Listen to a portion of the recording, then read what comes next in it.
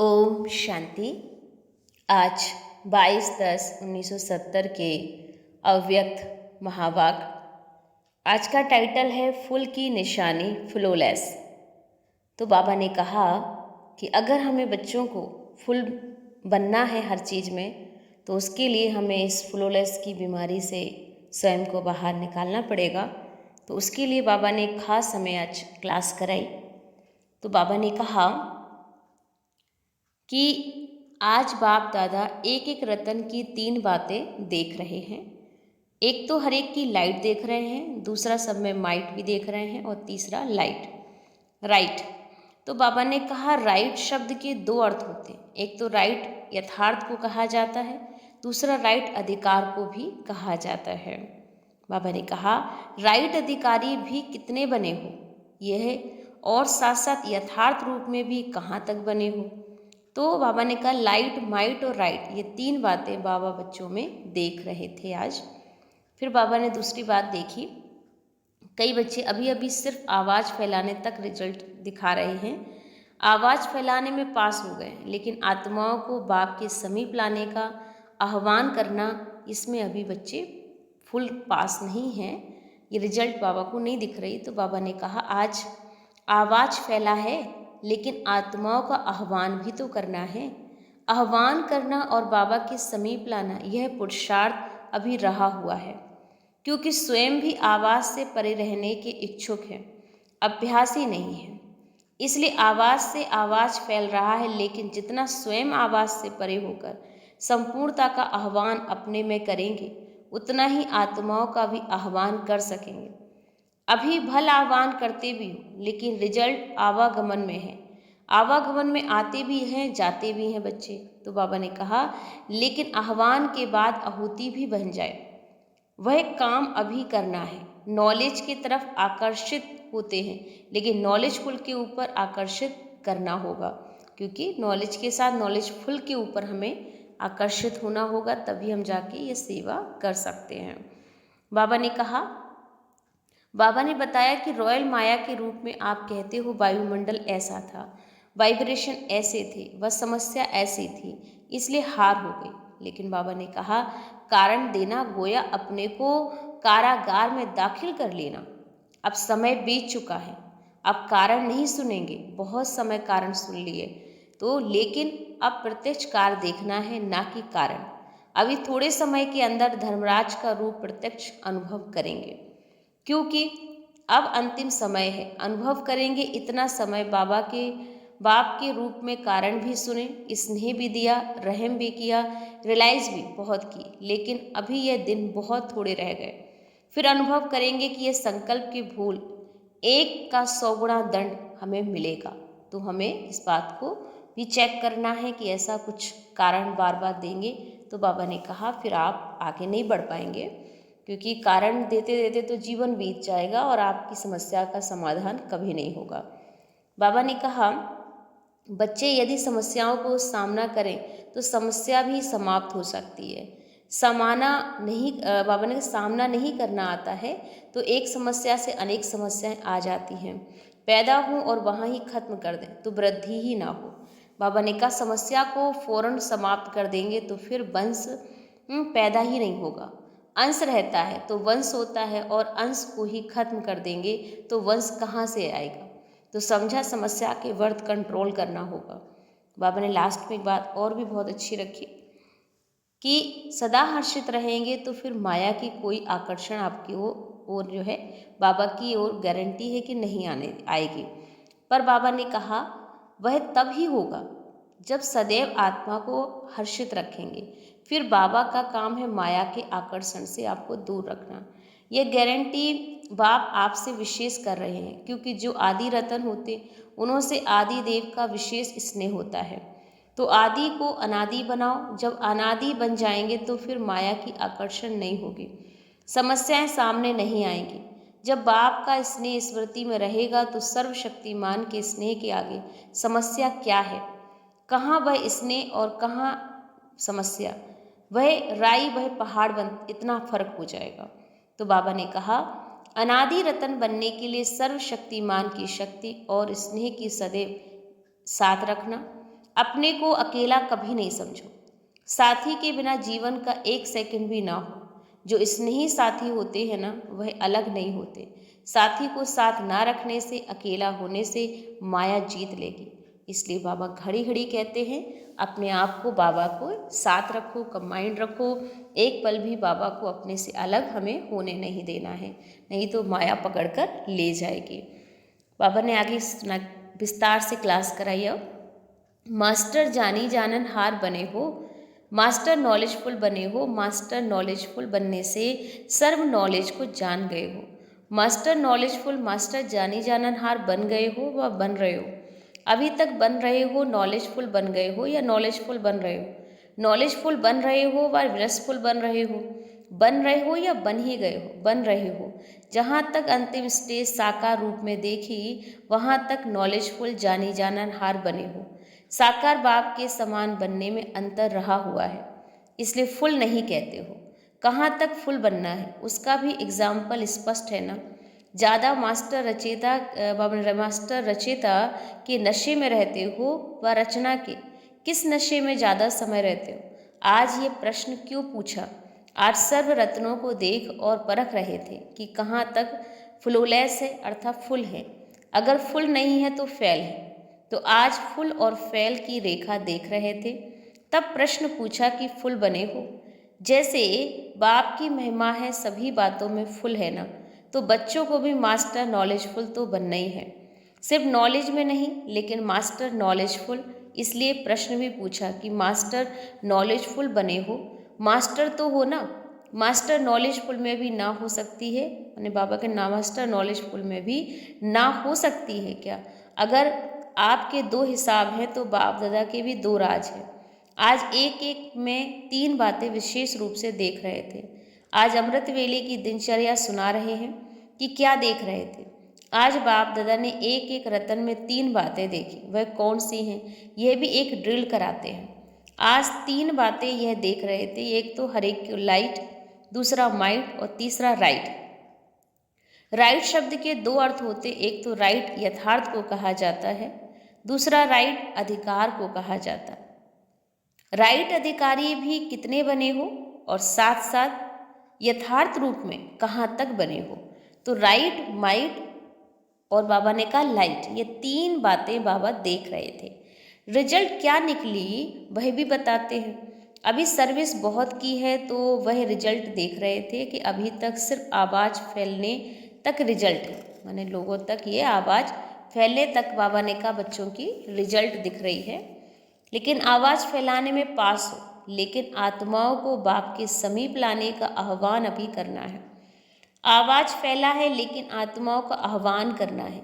आह्वान करना और बाप के समीप लाना, यह पुरुषार्थ अभी रहा हुआ है, क्योंकि स्वयं भी आवाज़ से परे रहने के इच्छुक हैं, अभ्यास ही नहीं।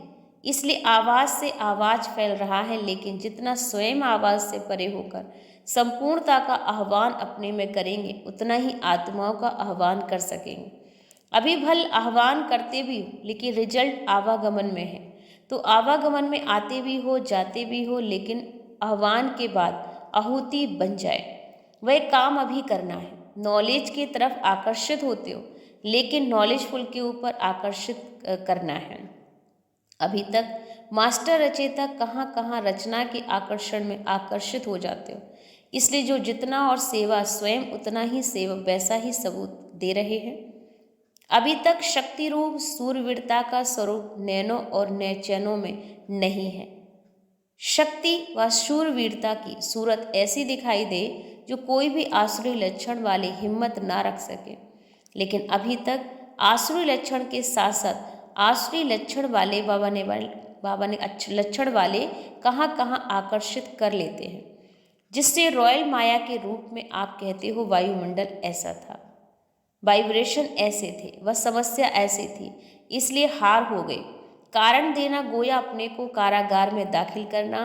अब समय बीत चुका है, अब कारण नहीं सुनेंगे। बहुत समय कारण सुने, लेकिन अब प्रत्यक्ष कार देखना है, ना कि कारण। अभी थोड़े समय के अंदर धर्मराज का रूप प्रत्यक्ष अनुभव करेंगे, क्योंकि अब अंतिम समय है। अनुभव करेंगे इतना समय बाप के रूप में कारण भी सुने, स्नेह भी दिया, रहम भी किया, रियायत भी बहुत की, लेकिन अभी यह दिन बहुत थोड़े रह गए हैं। फिर अनुभव करेंगे एक संकल्प के भूल के एक का 100 गुना दंड कैसे मिलता है। अभी अभी किया और अभी अभी इसका फल व दंड प्रत्यक्ष रूप में अनुभव करेंगे। अभी वह समय बहुत जल्दी आने वाला है, इसलिए बाप दादा सूचना देते हैं, क्योंकि फिर भी बाप दादा बच्चों के स्नेह हैं। अब मास्टर रचेतापन का नशा धारण कर रचना के सर्व आकर्षण से अपने को दूर करते जाओ। बाप के आगे रचना हो, लेकिन अब समय ऐसा आने वाला है जो मास्टर रचेता है, मास्टर नॉलेजफुल बन करके उस आकर्षण पावरफुल है स्थिति में है, स्थित ना रहें तो रचना और फिर भिन्न भिन्न रंग ढंग रूप और रचेगी। इसलिए फुल बनने के लिए स्टेज पर पूरी रीति से स्थित हो जाओ, तो फिर कहाँ भी फेल नहीं होंगे। अभी बचपन की भूलें, अलबेलेपन की भूलें, आलस की भूलें, बेपरवाही की भूलें रही हुई हैं, और इन 4 प्रकार की भूलों को ऐसे भूल जाओ जैसे सत्युग की दुनिया में भूल जाएंगे। तो ऐसा पावरफुल शक्ति स्वरूप, शस्त्रधारी स्वरूप, सदा जागती जोश स्वरूप अपना प्रत्यक्ष रूप दिखाओ। अभी आपके अपने अपने भक्त आप गुप्त वेशधारी देवताओं को फिर से पाने के लिए तड़प रहे हैं। आपके संपूर्ण मूर्त प्रत्यक्ष होंगे, तब तो आपके भक्त प्रत्यक्ष रूप में अपने को ईष्ट को पा सकेंगे। अभी तो कई प्रकार के हैं, भल आवाज़ सुनेंगे, लेकिन यह भी याद रखना, एक तरफ आसुरी आत्माओं की आवाज़ है और भी आकर्षण द फुल फोर्स में होगी, दूसरी तरफ आपके भक्तों की आवाज़ भी कई प्रकार से और फुल फोर्स में होगी। अभी प्रत्यक्ष रूप में क्या लाना है और क्या नहीं लाना है, वह भी परखना बुद्धि का काम है। इसलिए अभी रियायत का समय गया, अभी तो रूहानियत का समय है। अगर रियायत रूहानियत नहीं होगी तो भिन्न भिन्न प्रकार की माया की रंगत में आ जाएंगे। इसलिए आज बाबदा फिर से यही सूचना दे रहे हैं। जैसे मिलिट्री मार्शल पहले एक सीटी बजाते हैं, फिर लास्ट सीटी होती है, सब फाइनल, तो फिर आज नाजुक समय की सूचना की फर्स्ट सीटी है। सीटी बजाते हैं कि तैयार हो जाए। इसलिए अभी परीक्षाओं के पेपर देने के लिए तैयार हो जाओ। ऐसे नहीं समझो बाप दादा तो अव्यक्त हैं, हम व्यक्त में क्या भी करें, लेकिन नहीं, हर एक के एक एक सेकंड के संकल्प का चित्र अव्यक्त वतन में स्पष्ट होता रहता है। इसलिए बेपरवाह नहीं बनना, ईश्वरीय मर्यादाओं में बेपरवाह नहीं बनना, आसुरी मर्यादा व माया से बेपरवाह बनना है, ना कि ईश्वरीय मर्यादाओं से बेपरवाह बनना। तो बेपरवाही का कुछ कुछ प्रभाव वतन तक पहुंचता है। इसलिए आज बाबदा फिर से याद दिला रहे हैं, संपूर्णता को समीप लाना है, समस्याओं को दूर भगाना है और संपूर्णता को समीप लाना। कहाँ संपूर्णता के बजाय समस्याओं को बहुत सामने रखते हैं और समस्याओं का सामना करें तो समस्या समाप्त हो जाएगी। सामना करना नहीं आता, एक समस्या से अनेक समस्याएं आ जाती हैं, पैदा हो और वहाँ ही खत्म कर दें तो वृद्धि ही ना हो। समस्या को फौरन समाप्त कर देंगे तो फिर वंश, बाबा ने कहा, पैदा नहीं होगा। अंश रहता है तो वंश होता है, अंश को भी खत्म कर देंगे तो वंश कहाँ से आएगा। तो समझा, समस्या के वर्थ कंट्रोल करना है। अभी सारे में कह रहे हैं, फिर अभी प्रत्यक्ष रूप में आपकी स्थिति बोलेगी, छिप नहीं सकेंगे। जैसे नारद की सूरत में सभा के बीच में छिप सकी। अभी तो बाप गुप्त रखते हैं, लेकिन थोड़े समय के बाद फिर गुप्त नहीं रह सकेंगे। उनकी सूरत सीरत को प्रत्यक्ष करेगी। जैसे साइंस में आजकल इंजेक्शन कर बाबा ने इन्वेशन करते हैं, कोई भी गुप्त चीज़ स्वतः ही प्रत्यक्ष हो जाए, ऐसे ही साइलेंस की शक्ति का भी स्वतः ही प्रत्यक्ष रूप हो जाएगा, कहने व करने में नहीं होगा। समझा। तो भविष्य समय की सूचना बाबा दे रहे हैं। इसलिए अब नाजुक समय का सामना करने के लिए नाजुकपना छोड़ना है, तभी हम नाजुक समय का सामना कर सकेंगे। अच्छा हर्षित मुख रहने का जो गुण है वह पुरुषार्थ में बहुत मददगार बन सकता है। जैसे सूरत हर्षित रहती है, वैसे आत्मा भी सदैव ही हर्षित रहे। इस नेचुरल गुण को आत्मा में लाना है। सदा हर्षित रहेंगे तो फिर माया भी कोई आकर्षण नहीं होगी, और यह बात भी गारंटी है। लेकिन यह तभी होगा जब सदैव आत्मा को हर्षित रखेंगे। फिर बाबा का काम है माया के आकर्षण से दूर रखना। वह गारंटी बाप आपसे विशेष कर रहे हैं। सभी से नहीं करते, क्योंकि जो आदि रतन होते हैं उन्हों से आदि देव का विशेष स्नेह होता है। तो आदि को अनादि बनाओ। जब बाबा ने कहा अनादि बन जाएंगे तो फिर माया की आकर्षण नहीं होगी, समस्याएं सामने नहीं आएंगी। जब बाबा का स्नेह स्मृति में रहेगा तो सर्वशक्तिमान के स्नेह के आगे समस्या क्या है? कहाँ वह स्नेह और कहाँ यह समस्या? वह राई वह पहाड़, इतना फर्क है। तो अनादि रतन बनने के लिए सर्वशक्तिमान की शक्ति और स्नेह को सदैव साथ रखना। अपने को अकेला कभी नहीं समझो। साथी के बिना जीवन का एक सेकंड भी ना हो। जो स्नेही साथी होते हैं ना, वह अलग नहीं होते। साथी को साथ रखने से, अकेला होने से बाबा ने कहा माया जीत लेती है। इसलिए हर घड़ी बाबा को साथ रखना है, एक पल भी बाबा से अलग नहीं होना। तो आज का जो बाबा ने पुरुषार्थ हमें अटेंशन दिलाया कि फुल की निशानी फ्लोलेस पूरी तरह से ख़त्म करें कि ये ऐसा है वैसा है, कारण है, कुछ भी नहीं देना है, बस अब जो भी है हमें काम करके दिखाना है। तो सभी अपने मन को एकाग्र करें और एकाग्रता के साथ अपनी आत्मा को देखें कि मैं संपूर्ण फ्लोलेस आत्मा हूँ। मेरे ऊपर किसी भी बातों का कोई प्रभाव नहीं पड़ सकता। बाबा मेरे साथ है, मैं निश्चिंत हूँ। हर घड़ी बाबा बाबा और बाबा मेरे साथ कंबाइंड है। मैं कभी भी अकेली नहीं हूँ। हर घड़ी बस मेरा बाबा, मेरा बाबा, एक ही अनहद गीत बज रहा है। शुक्रिया मेरे बाबा, शुक्रिया। ओम शांति, ओम शांति, शांति।